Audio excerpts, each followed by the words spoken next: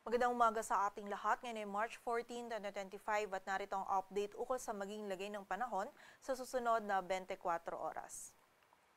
Patuloy pa rin umiiral ang easterlies o yung mainit na hangin mula sa dagat Pasipiko at makikita natin ngayon dito sa ating satellite animation na halos wala tayong gaanong kaulapan sa malaking bahagi ng ating bansa. Maliban na lamang yan dito sa area ng Eastern Visayas kung saan ngayong araw yung mga kababayan po natin dyan ay makakaranas ng mataas na tsansa ng mga pag-ulan, pagkidlat at pagkulog dulot ng easterlies. Samantala, yung nalalabing bahagi naman ng ating bansa ay patuloy na mainit na panahon yung mararanasan lalong-lalo na sa tanghali at meron posibilidad ng mga isolated na mga pag-ulan dulot ng thunderstorms. And nakita po natin itong ganitong panahon ay magpapatuloy pa rin this coming weekend, but by next week po, possibly by Monday, ay magkakaroon tayo muli ng another surge ng northeast monsoon o amihan kung saan makakaapekto po ito, lalong-lalo na dito sa malaking bahagi ng northern Luzon. And sa kasalukuyan ay wala tayong minomonitor na bagyo or low pressure area na maaaring makaapekto dito sa ating bansa.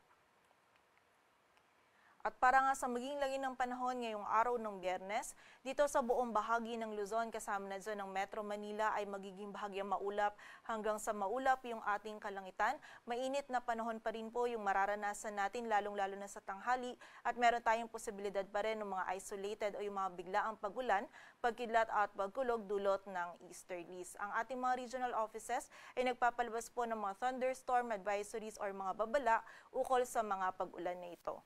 Agwat ng temperatura sa Metro Manila ay mula 24 to 33 degrees Celsius. Sa Tuguegarao, ang maximum temperature ay maaaring umabot hanggang 33 degrees Celsius. Samantala sa bahagi naman ng Tagaytay at Legazpi ay hanggang 32 degrees Celsius. Sa Lawag ay 23 to 31 at sa Baguio naman ay 16 to 25 degrees Celsius. Samantala sa bahagi naman ng Visayas at Mindanao, ang bahagi ng Eastern Visayas ngayong araw ay makakaranas po ng maulap na kalangitan at mataas na tsansa ng mga pag-ulan, pagkidlat at pagkulog dulot po ng easterlies. So pag-iingat para sa ating mga kababayan dyan sa posibilidad ng mga pagbaha at pagguho ng lupa. Samantala sa nalalabing bahagi naman ng Visayas, maging sa buong bahagi ng Mindanao ay meron tayong mararanasan lamang ng mga isolated na mga pag-ulan, pagkidlat at pagkulog na dulot pa rin ng easterlies. Agwat ng temperatura sa Tacloban ay mula 25 to 31 degrees Celsius. Ang maximum temperature naman sa Puerto Princesa, Iloilo, Cebu at Cagayan de Oro ay maaaring umabot hanggang 32 degrees Celsius. Sa Kalayaan Islands ay 33, samantala sa Davao ay 24 to 33 degrees Celsius at sa bahagi ng Zamboanga ay 23 to 34 degrees Celsius. At para naman sa lagay ng dagat baybayin ng ating bansa, wala po tayong nakataas na gale warning. Kaya marami makakapalaot yung mga kababayan nating mga isda, pati na rin yung may mga maliliit na sasakyang pandagat.